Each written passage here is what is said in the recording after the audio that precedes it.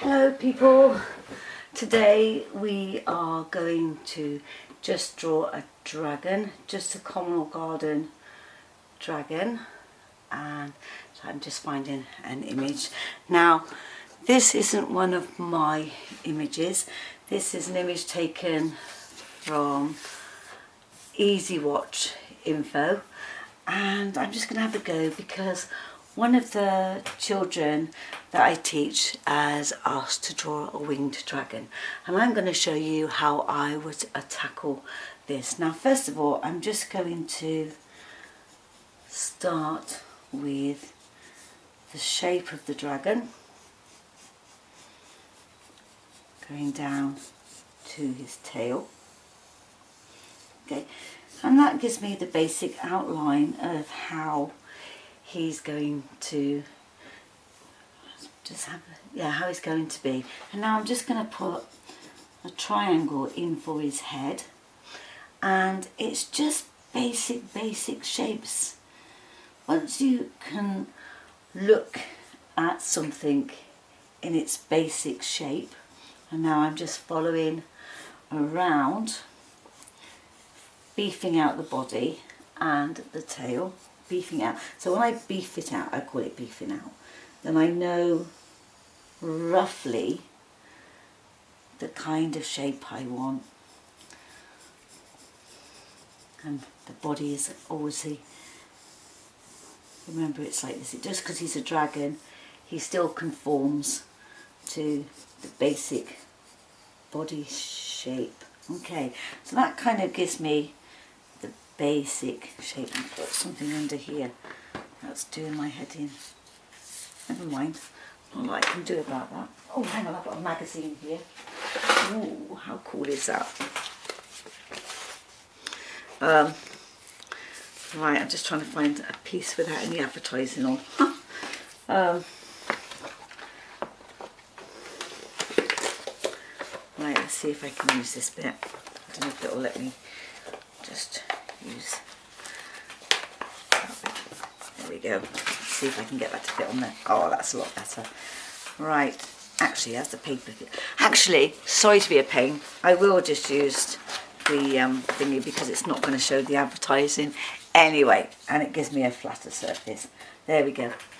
Magazines are A4 apparently. Hey, learn something new every day. There you go. Anyway, now I'm going to draw his legs. Now, his legs, this what line I've drawn here is going to be now become his belly, and he's got shoulders. So we're just going to basically just build in the shapes. And this is your upper arm and the joint of your upper arm, and then your lower arm, the joint of your wrist, and then your hand. Okay, and the other side, you can't see it, but the other side's there, and he's just got his lower arm just coming down here, his wrist and his paw, and the same with the other side. We're going to do, this will be your gluteus maximus, bum cheek, upper thigh, joint for the kneecap, your shin, your ankle and your foot. Okay, and it just on here he's just got his foot and his ankle. Now I don't know how dragons do this, but on their shoulder blades as well they have their wings, which is a bit odd. Now in real life, like bats and things, they actually forego a front limb and that becomes their wing, and dragons, they seem, would in real life probably have 4 limbs at the front and 1 at the back. And so we're going to treat this again the same as an arm. So that will be the shoulder joint, this will be the lower limb, elbow, lower arm, wrist. Now this is where it becomes interesting. Whales in their fins have the same feature. In their fins, dolphins the same. In their tails, they have the same bones as we do in our feet. And this dragon is going to have exaggerated only 4. I'm only going to give him, he's going to have 5 fingers. Yeah, 5 fingers. So one finger's going to go like this, round. This is only rough, don't forget. Then he has another one. I'm going to do this one a little bit bigger because it's his index finger, which is a bit bigger. Okay, then we go, now if you want it to make these the same, you can do the magic line, and I call this the magic line. Now his magic line is going to go there. So the next finger is going to go here, and the last finger is going to go here. And I'm going to give him a little spur here, and that's going to be his thumb. That will be the thumb joint. And then we're just going to bring this here, and then for some reason he will have one that goes down and joins his body like that. And the other wing, right, going from this joint again, magic line, it's going to come out this way. This is going to line up with this. We need to keep the, I was going to say serendipity, but it's not serendipity. We need to keep the continuity of the piece. That's how they work. And again, from here, you would have the one finger, the second finger, third finger, and the fourth finger. And again, it will go round, round, round, and then down. Okay, we're not going to see it. We're going to not see much more of that. So I don't think that's quite right. So I'm going to use my rubber. Never be afraid to use your rubber. Okay, it's your friend. I call it the anti-stress. And as you can see, I'm joining these up. Even though it's far away, I'm trying to draw it, and this one would come just here like this. Okay, now I'm going to add detail. So let me see if I can find a pen. Yeah, so I'm going to add detail. I'm not going to go straight in using a pen. Not that I draw dragons every day, but I'm going to straight in with a pen. And this is going to be one of his horns, or whatever else you want to call them. I don't know what they're called. And I'm going to just add my own detail, how I want my dragon to be. Now dragons are like horses, cows. Their eyes are fixed in their head. The skulls, although they'd have more teeth, are going to be the same. Okay, so it's not going to be that much different. His nose, his lip, and then the under bit of him. And you can add teeth if you want, that's up to you. I'm going to just throw a few teeth in here. Excuse me. Now this is his body, and so I'm just going to put these in here like this, just so I can get to the arm joint. And now I'm going to go around the outside of this, just the outside. I don't need to worry about the detail inside of, and I'm going to give him just a pointy bit there because I want to, that muscle's out.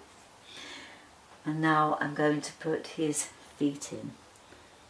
And for feet, I would look at birds I think that's your best thing, is to look at bird's feet, because bird's feet are very much like dragon feet with their claws.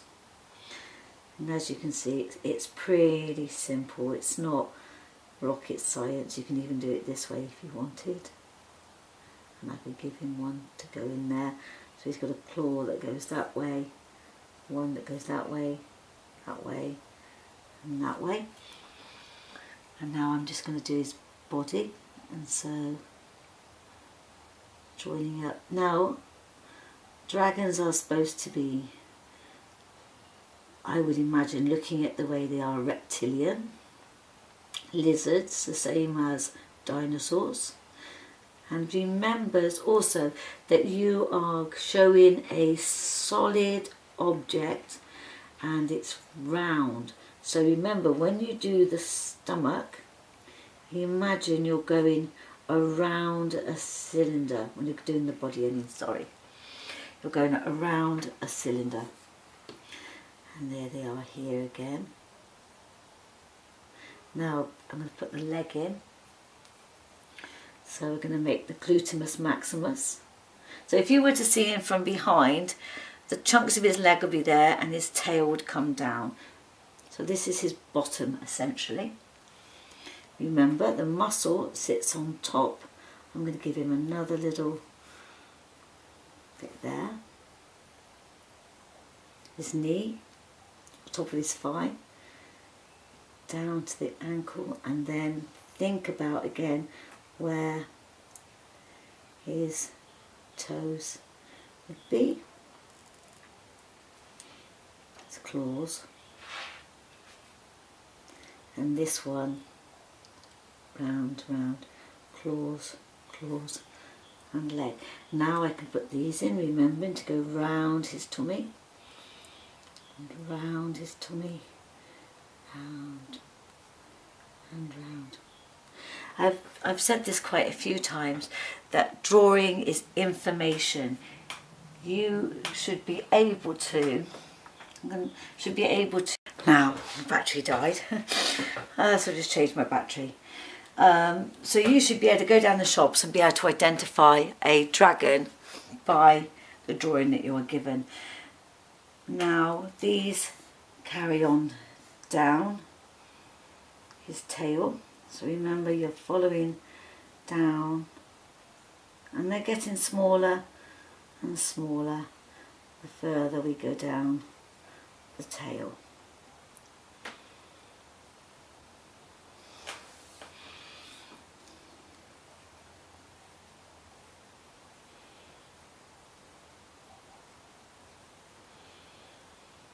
Until there's practically nothing left. And it comes to a point, remember to round them off.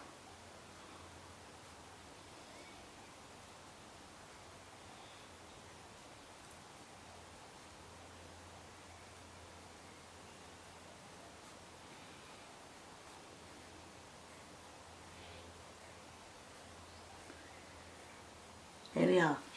Now I'm going to do the same thing with the ridge of, I don't know what they're called, whether they're scales or just a horny ridge. I don't really know what the spikes along his back are called, but again they demand the same respect as the stomach. And so we go down, down,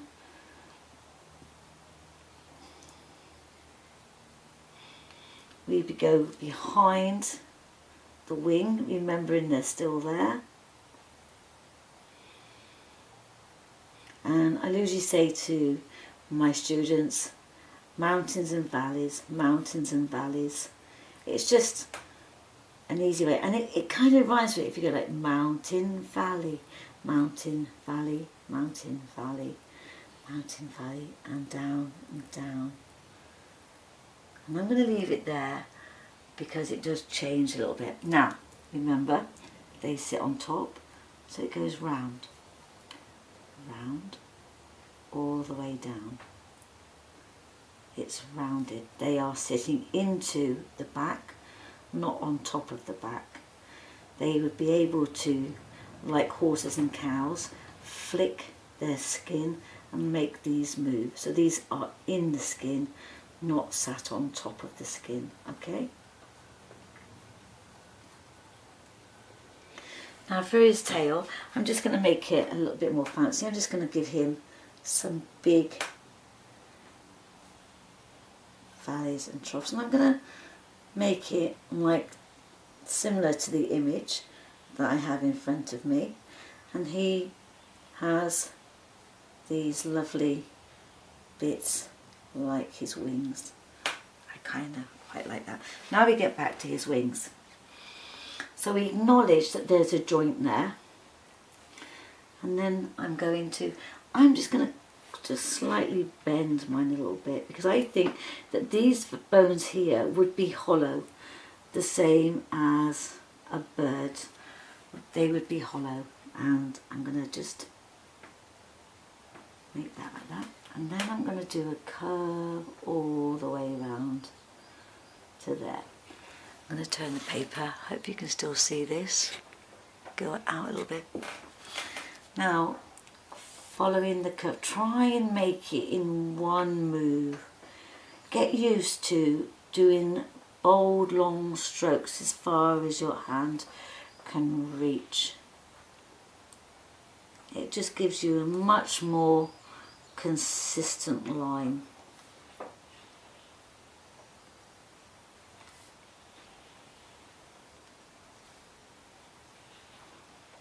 In fact, your fingers after a while will crave to do those lines, and then you can do these beautiful curves.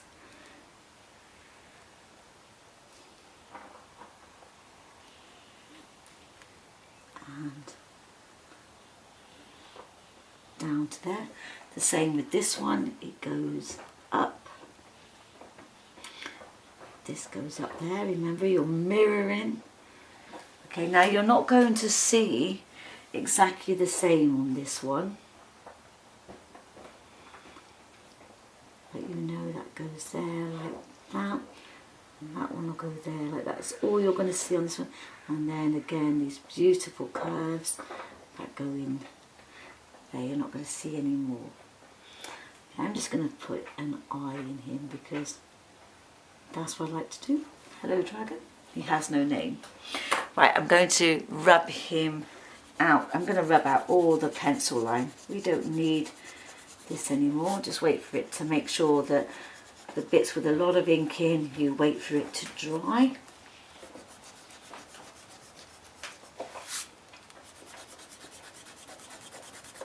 Also, by rubbing out, you can see the bits that you have missed out.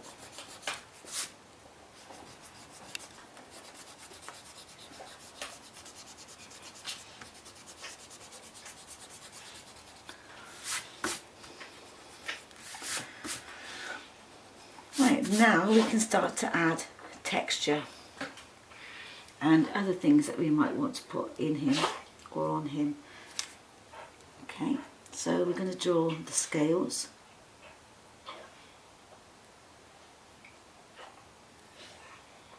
Now, drawing the scales, I'm going to draw it on here just so you can see.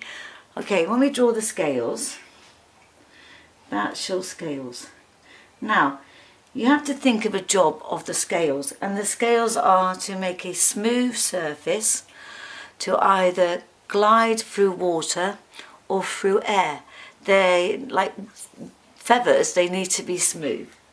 So they interlock, and each scale is connected underneath each other. So when you draw scales, they go like this. They're interconnected. They don't go like that. They don't go like that. They go like that. That's wrong. That's right. So remember, they bounce off the hill. I call it bouncing off the hill. And remember, the scales will go the same way as the body. Now I'm only doing this quickly.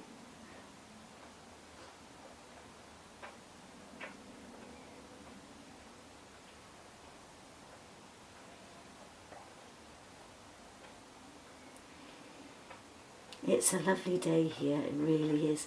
And I don't know if you can hear it, but my dog River is on my chair.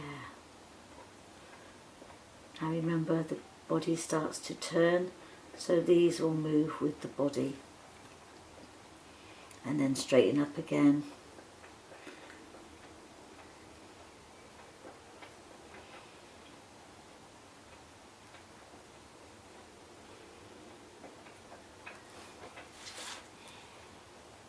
In fact, to be honest, doing the scales is a bit like having a mantra.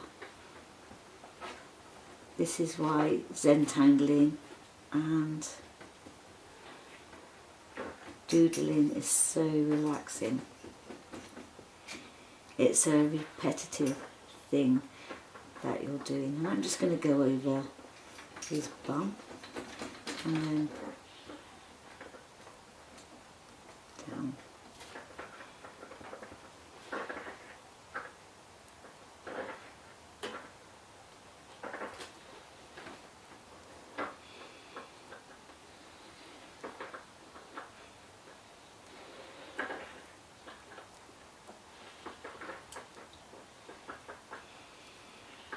And remember, as you go down, the scales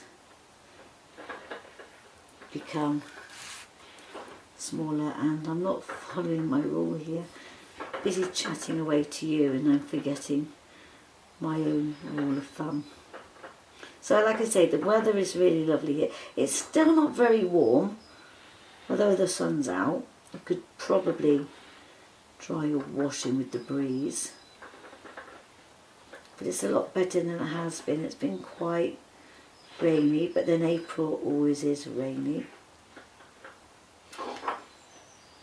And you might be able to hear the birds singing. I have my studio door open, so you might be able to hear the birds singing. They're all building their nests at the moment.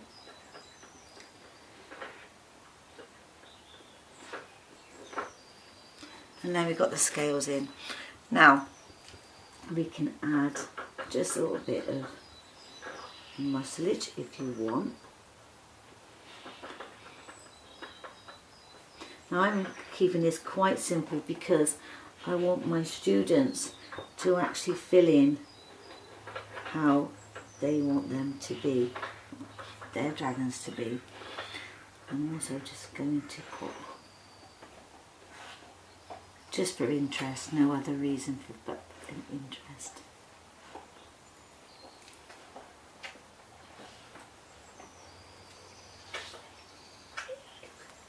And just to show that these are quite thin and not bony.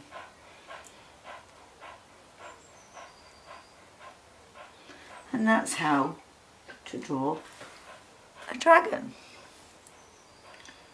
Just going to do a few more little bits here. That's where the highlights would be.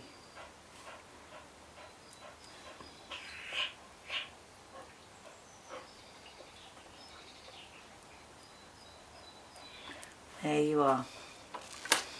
How to draw a dragon.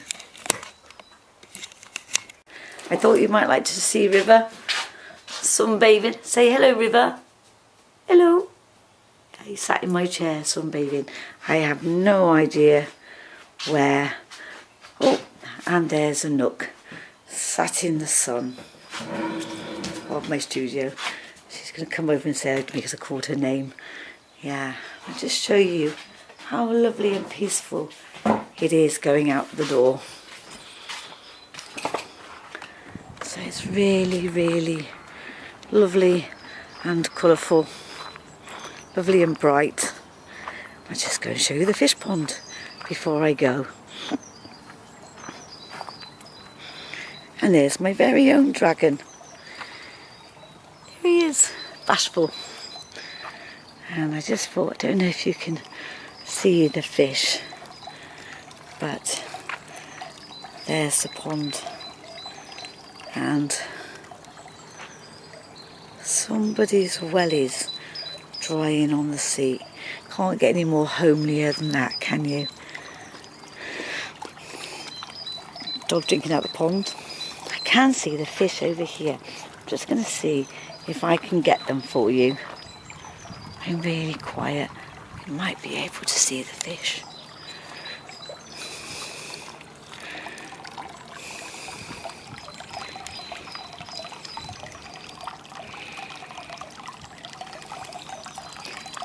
They're so clever, they hide. They know that I'm here, they can hear my voice. Oh, what a